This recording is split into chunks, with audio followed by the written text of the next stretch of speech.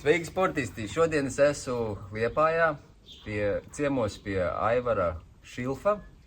Tas ir ļoti interesants vīrs, tāpēc, kad viņš sācis skriet ir pavisam nesen.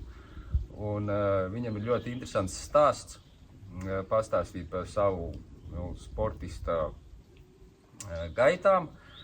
Tāpēc šodien no rīta esmu atbraucis pie viņa ciemos. Vakar abi divi noskrējām Stirnubuku, te Liepājā, superīgs Stirnubuks. Un tagad atpūšoties varam parunāt. Pastāst, Aivar, par sevi, par pirmo, dzīves posmu, ko tu darīji, kāds tev bija priekšstats par skriešanu un kā tas palēnām mainījās un ko tu tagad dari? Skriet, es jau skrēju jaunībā, arī braukāju par sacensībām, jau skolas laikā. Pēc tam padomu armijā noskrēju visus 2 gadus līdz pat Dembelim. Ar visiem jauniem kopā nebija tā, kad es tur stāvēju, stūri uzpīpēju, bet skrēju kopā visiem. Un tad pēc tam pēc armijas tad bija tāds dzīves posms, kad vispār neko nesportoju. Nesportoju? Kaut kādu gadī varētu būt 8 vismaz laikam. Tad man draugs pierunāja slēpēm pastāvēt Skelringā. Tas ir kādā iz moču brauc? Jā, es biju pamēģinājis tehnikuma laikā jau arī to, jo mēs bišķīt pabraucām. Šodien 8 bija jau pagājuši 11 gadi no tā laika. Un tad paslēpoju, sapratu, ka vajag forši. Gribējās arī ar mocu pabraukt, tad ar mocu sāku braukt. Un tad 14 gadi pabraukt amatieros. Bet es sāku, kad man bija 40 gadi.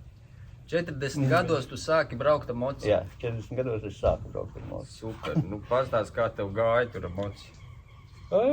Te man ir klasītē, kā pa kalniem. Tad ir traumas, tad ir atmetiens atpakaļ.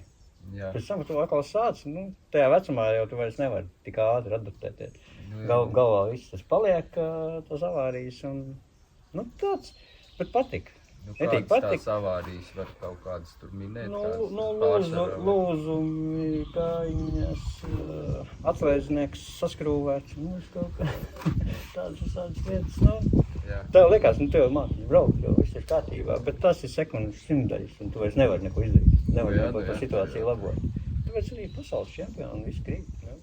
Bet tas palika pārāk dārgs sportveids. Viņš ir vien dārgāks, un jo tu vairāk sasniegts rezultātu, vairāk treniņi, vairāk izdevumi, traucēklis darbam jau reāli, tu jau atņem laiku no darba. Jo tu nevari skriet, tu vari 8 no rīta, 6 no rīta, 10 vakarā, pēc darba tu atnāc, saģērbies un aizskrien. Bet ritīgi prasījās, vienalga prasījās fiziski. Laikam tāpēc, kad kaut kā visu laiku ir bijis tas fiziskais kaut kāds, visu laiku ir kaut kas darīts, un pēc tam motokros, es jau paralēli no sākuma vēl braukt, sāku skriet, bet arvien mazāk sāku braukt, arvien mazāk sāku, beigās sapratu, kad ja vienreiz mēnesī brauc, tad viņš arī paliek jau bīstams, tad arī sapratu, ka jāmet mērķi. Un sāku skriet, bet 23. gadā es sāku ar piečuku, bez treniņa. 23. gadā bez treniņiem, bez nekā. Bija kaut kāds skrējiens pilsētas? Bija Liepājas pusmaratons. Es vakarā braucu mājās no darba, skatos lielā dzintara. Kas tur notiek? Kaut ko būvē. Zvanu meitai, kas notiek? Ko? Pusmaratons būs Liepājā. Sievai piecēlos no rīta. Sievai saka, jā, noskriet piečuks. Sieva, treks, tu vispār neesam kad skrējis tagad. Kā mēs kopā dzīvojam, tiešām es nebiju skrējis. Es saku, labi, es aizbraukšu, botas nav. Es aizbraukšu mašīnu pēc botām. Es jau saku, pagaidīgi, tā mašīna neko braukt pēc botām. Ja tu aizies, tad varēsi skriet. Pirmā, ka es negāju pēc botām, es aizgāju piereģistrēties. Es aizgāju piereģistrēties un pēc tam gāju uz veikalu. Tad uzreiz noskrēju. Jā, nopirku botas, atnācu mājā, paģērbos atkal līdz startam. un noskrēju. Pat 25 minūtēs. Noskrēju jau piečuku, paskatos, kad es esmu visiem jauniem, visiem kopā, nav nekādas vecuma grupas, nekas nav. Tu neinteresanti. Kaut kur, bišķīt pat virs vidējā, es esmu noskrējis. Nekā nav. Tāds vienīgais, ka tu pats esi noskrējis, ja. Un tad, jāskrien 10. Tad jau bišķi tā kā jāpatrenējās. Tad izēju vakarā pēc darba, noskriešu šodien piečuku. 2 noskrien tāds. Ai, šodien piečuku, nē. Rītā piečuku skriešu. Šodien, nē, šodien piečuku 2. Bet tā jau nevar. Kāpēc?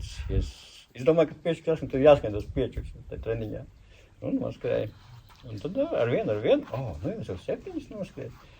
Tad es biju pirms pirmā 10, es biju vienu reizi, laikam, 10 noskrējis treniņā. Kad bija pirmais 10 tev? Man tā liekas, ka 24. gadā, jā. 24. Jā. Super. 24. gadā bija pirmais 10. Pasījos, arī tas bija Liepājā, noskrēja 8. Ar rezultātu bija kaut kādi 48 minūtes. Jā, 48. Bet bija 8. savā vecuma grupā. Bet, nav jau vairs tā. Mēs kaut kā 20 laikam pāri esam tajā grupā. Bet vienalga es esmu jau tuvāk te. Tad es sapratu to, ka jāapskrien vēl vairāk. Tad es patrenējos. Un tad jau sezonas beigās jau vecuma grupā par kūdīgā sasniedz jau augstāko. Tas arī bija 24. gadā. Tas bija 24. jā. Jā, 24. Un tā kā tad 24. bija paskrējis tos jau 10 jau, kaut kāds 6 vai 5 sasniedzības bija noskrējis. Un tad jau, protams, džekiem, kur tas 10? Pusmaratons jāskrien. Jā, normāls jau kāpiens uzreiz uz priekšu. Un tad 25. gadā to ziemu arī paskrēju. Jau intensīvāk, bet, tad sākās traumiņš visāds, kaut kas sāk sāpēt. Jau pie tās slodzītes. Tad bija pirmo reizi, man bija mēnesī, arī kaut kāds decembris bija 120 km mēnesī. Tas bija pats augstākais. Un tad arī tā kaula plēja, un liekas, kad sāk sāpēt, un tad kaut kāds potīts, kaut kas. Vecās traumas. Visādas, jā. Un braucu uz Rīgu uz to pusmaratonu. Tā, kad kāja tā sāpēja, kad bija zibametības, braucot uz turieni, izkāpu no mašīnas dzirnaņās blīdinē. Jā. Un saprot, vispār, kas jau nevar teikt.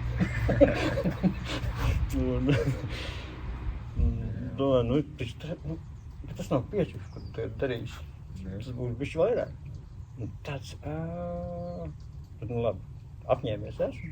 Viss tik tālu ir izdarīts, jau viss tev ir. Biļeti ir. Mums šeit ir jādara, līdz galam. Bet arī 2 ziboties. Noskrēju, un pat, it kā jau labi, tagad pirmā stunda 41. Labi, jā. Un pats, cik mācēju, tik arī bija satrenējies. Protams, pusmaratons noskriets, un tad es tāds, ko tad pusmaratons? Jāskrien maratons. Nākošais līmenis. Nākošais etaps, jā. Un tad es novembra beigās kaut ko internetā šurpu turpu. Zini, kādā sakarā? Vai es pieregistrējos kaut kā tavā lapā? Jā. Es pat nezinu, kādā veidā kontaktus es tur atstāju kaut kā. Jā. Bet es vienkārši skatījos, kad ir kaut kāds treneris, kaut ko piedāvā. Pasījos, ko tu piedāvā, vispār, kāda ir tā opcija, kā tas notiek. Es nezināju, man nebija nekā. Kas tāds ir? Es tāpēc, labi, man jau nekas, nevarēšu apniks vai ko. Nav jau nekādas tādas saistības, mēs varam pārtraukt sadarbību un viss. Bet iesākot, tā likās diezgan lēni, bija grūti pierast arī, kad pirmā, ka tajā lēnajā ritmā tev jāskrien, tā lai ar zemo pulsu, Tas bija reiz tā, tā es nebiju nekad darījis. Vienmēr kā, Nu, tu izskrien no mājas viens pats un skrien. Nu, lielākai daļai tas ir grūtākais etaps pierast lēni skriet. Jā. Nu, jā. Bet es sapratu, jā, kad ir normāli tā sirdsdarbība ir ļoti laba. Tagad, man arī pirms tam viņa nebija ļoti slikta, bet pulss ir zemāks. Tagad arī skrienot jaudīgāk. Jūt arī to, kad es varu jaudīgāk paskriet. Pirmais maratons 3:38. Arī jau nav slikti. Ļoti labi. Pirmā. Ļoti labi. Bet salīdzinoši ar Stirnbuku tikai 25 kilometri un 2:35. Tad tāds... Nu jā, tur ir viss kalni un smiltis un viss. Jā, nebija. Šoreiz nebija viegli, jā. Kā tad? Pārsvarā ziemas periodā man bija vakaras skrējieni, pēc darba 8 vakarā, 7, 9. Un jā, un kājas sāpēja principā visu treniņu periodu. Vairāk, mazāk. Labi, nebija nekāda ibumetīna, neko tādu. Ne, bet smērēju, masēju, visu kaut ko darīju, bet treniņus laika izpildīju. Muskuļi norūdījās. Jā, jo kaut kā tā. Negribējās izlaist, ko es teikšu. Man tagad kaut kas sāp, un tāpēc es tagad neskriešu. Ja es esmu apņēmies to izdarīt, tad tāds nav. Tāds nevar. Super. Vai negribu. Un kādi plāni tālāk? Maratons ir. Stirnbuks iesākts. Jānostiprina šis viss. Šis viss jānostiprina. Jā, tā lai paliek jau vēl vieglāk. Jā, es tā vakar piemetu, tad vilkies, bet vakar skrējies. Nebūtu. Pēdējā kalna viss apstājies. Jau arī diezgan daudz arī, ne daudz, bet bija, kas tajā vilkā izstājās dēļ tā karstuma. Jā, jau droši vien netika nemaz līdz tiem karošas kalniem. Jā. Bet, augstu. Bet es pasījos tie augstu metri 39. Jā, zemi tie, nebija augstu, jā, bet stāvi un nepatīkama to smilti un jā, tas vienīgais, jā, kad... Bet tas ir droši vien vēl joprojām ir satunējums. Jā, tur ir, ja iet uz to Stirnbuku, tad vairāk jāpaskrien pa tādām specifiskām vietām, jā. Bet, skrien maratonu pa pilsētu, tad atkal. Tad tas ir pilnībā cits, jā. Klaud, ko tu novēlētu jauniem censoņiem, kas tikko sākuši skriet vai domā, ka vajadzētu sākt skriet? Nekad nav par vēlu. Man arī daudz saka, kungs, es jau te kilometru nevaru noskriet. Bet tu pamēģini. Noskrien pusīti, pēc to kilometru jāskrien. Noskrien pusīti un neskrien par ātru, lai arī nav kaut kādas traumas. Labi, Aivar, tad jau noslēgsim interviju ar labiem vārdiem un novēlējumiem jauniem censoņiem. Nepadoties, turpināt skriet un meklēt veidus, kā padarīt to skriešanu drošu un labāku un nebaidīties no jauniem izaicinājumiem.